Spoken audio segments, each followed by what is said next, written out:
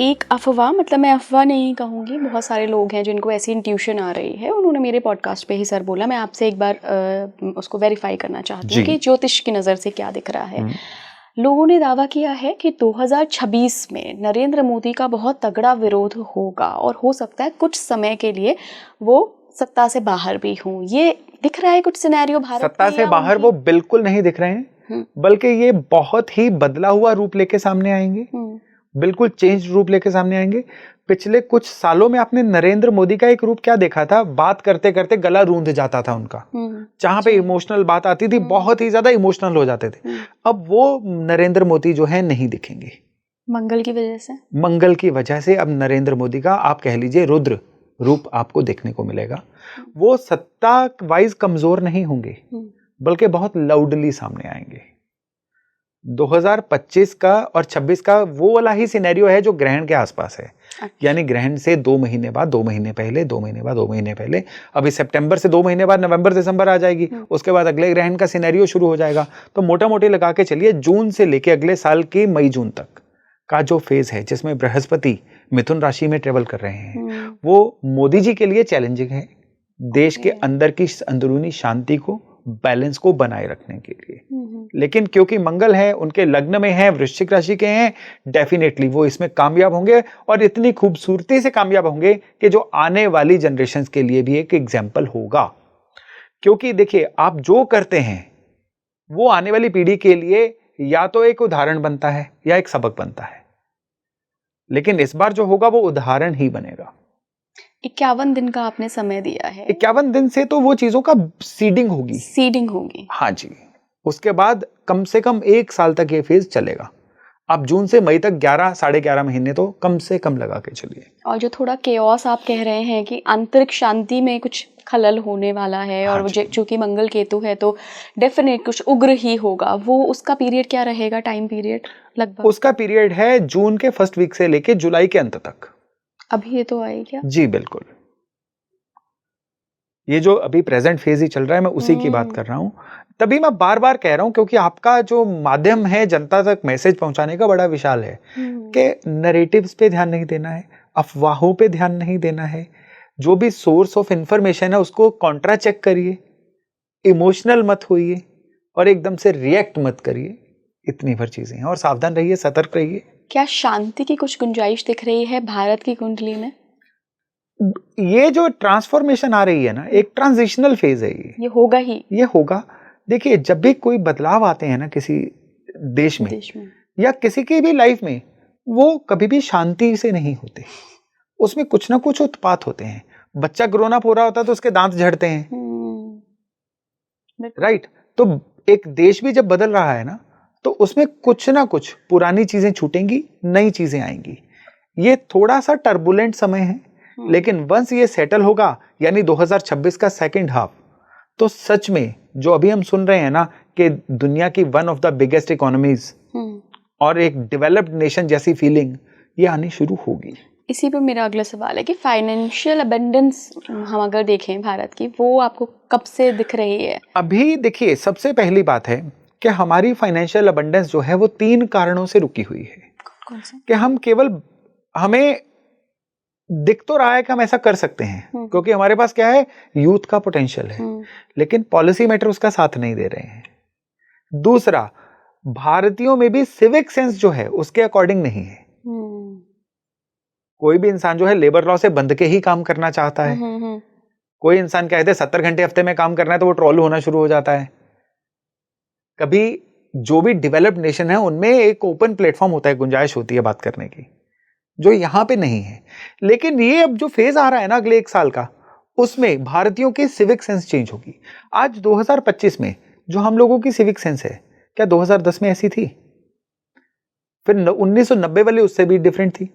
Civic sense change हो रही है, लेकिन अब जो चेंज होगी आउट ऑफ दिस टर्बुलेंस, ये बहुत बेहतरी के लिए चेंज होगी।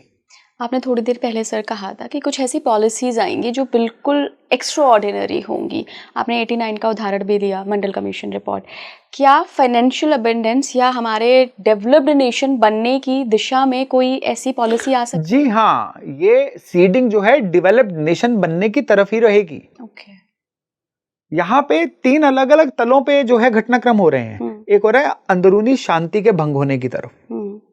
ऐसा कोई ना कोई दिक्कत भगवान ना करे, मैं चाहता हूं मैं गलत हूं, लेकिन आप तो ग्रह नक्षत्र तारे देख के बता रहे हैं। डेफिनेटली वो चीज दिख रही है।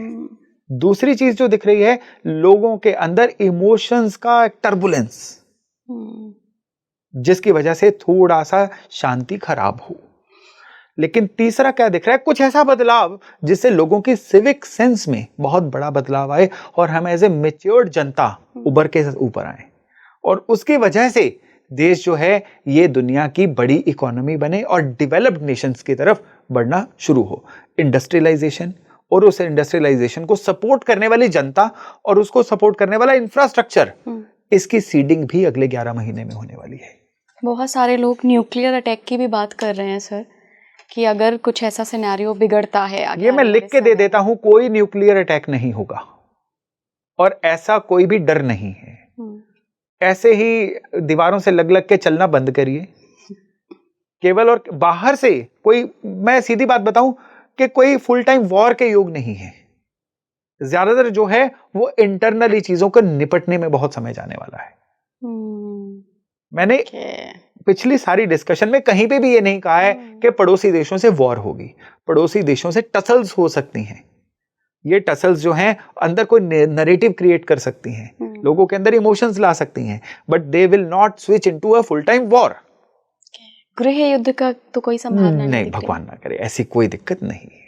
शेयर मार्केट पे भी सर थोड़ा जानना चाहूंगी मैं कि शेयर मार्केट का भी हमने काफी अप डाउन बहुत देखा, आगे आने वाली स्थिति कैसी रहने वाली है? देखिए, शेयर बाजार में क्या है कि जब भी नॉर्मली शनि और बृहस्पति 2 स्लो चलने वाले प्लेनेट हैं, शेयर बाजार को ये कंट्रोल करते हैं। जब भी हम शेयर बाजार के मैटर देखते हैं ना, शनि गुरु को जरूर देखते हैं।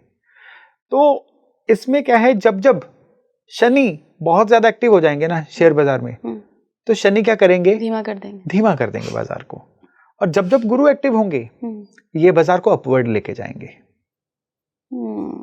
राइट। तो अभी क्या है कि बृहस्पति खुद अपने दुश्मन बुध की राशि से निकल रहे हैं। तो पूरे 1 साल के लिए बृहस्पति क्या करेंगे, फ्लक्चुएट करते रहेंगे। तो और दूसरे शनि क्या कर रहे हैं, वो बृहस्पति की राशि से निकल रहे हैं, मीन से। तो शेयर बाजार के लिए पूरा जून की 3 तारीख 2026 तक कोई ज्यादा रिलीफ नहीं है। एक लिमिट से नीचे नहीं जाएगा, लेकिन बहुत ज्यादा कोई फिनोमिनल फेज नहीं आएगा ग्रोथ का। तो गुजारा है तो चलने दीजिए इन चीजों को। सर, बहुप्रतीक्षित प्रश्न जो मैं आप करना चाह रही हूँ, कैलाश वाले जोन का क्या होगा जिसको चाइना ने हड़प लिया था? देखिए, अगर आप उम्मीद कर रहे हैं कि अगले 1 साल 1.5 साल, क्योंकि अगर हम देश की चर्चा करेंगे ना तो वो मैं 1-1.5 साल के पैकेट में ही करूंगा। मैं जियोपॉलिटिकल सिनेरियो जो 10-10 साल के पैकेट में चलते हैं उसकी बात नहीं करूंगा। बट हम लैंड तो देख सकते हैं ना कि हमारे पास लैंड, मैं वही कहने चाह रहा हूं कि कम से कम अगले 5 साल तक उसका कोई भी फैसला नहीं होने वाला है। मंगल की दशा जब बीतने वाली होगी और राहु की दशा आने वाली होगी, तब कोई ना कोई ऐसे सिनेरियो पैदा होंगे जो मैं किसी और पॉडकास्ट में एक और डिटेल के साथ आपसे बात करूंगा कि तब हमारी ईस्टर्न बॉर्डर्स पे चीजें डेफिनेट होंगी और कुछ बहुत बढ़िया इंडिया के फेवर में बदलाव भी आएंगे। हमारी भारत की वृष लग्न की कुंडली है, 4थे हाउस में 5वीं राशि है, सिंह राशि है, मंगल केतु उसमें 7 में है। मंगल 7 आएंगे गोचर में, केतु आ चुके हैं। हाँ जी, और मंगल ज्वाइन कर रहे हैं। सर, चौथे घर से हम वाहन देखते हैं, हम सुख सुविधा देखते हैं, क्या लैंड भी देखते हैं हम? 4थे भाव से लैंड भी देखते हैं। और मंगल तो सर लैंड का कारक भी, मंगल लैंड का कारक है, लेकिन 4थे भाव में मंगल फेवरेबल नहीं होता है। अच्छा, मंगल जो है का कालपुरुष, मंगल दिग्बली होता है 10वें भाव में, हाँ, शनि के भाव में जी। तो मंगल 4थे भाव में जो है, इमोशंस मंगल का काम नहीं है। तो इमोशंस से मंगल को डील करना नहीं आता। मंगल इज फोर्स। तो सर यहाँ पे हम कालपुरुष को देख रहे हैं कि कालपुरुष के हिसाब से 4था भाव, जब जहाँ भाव की बात होगी वहाँ कालपुरुष की बात होगी। अच्छा, तो यहाँ भाव बल ज्यादा है, राशि बल नहीं। जी हाँ, राशि बल जो है वो उस भाव को जलाने का काम कर रहा है ना। अच्छा, शांति के भाव, सिंह राशि। जी हाँ। ओके।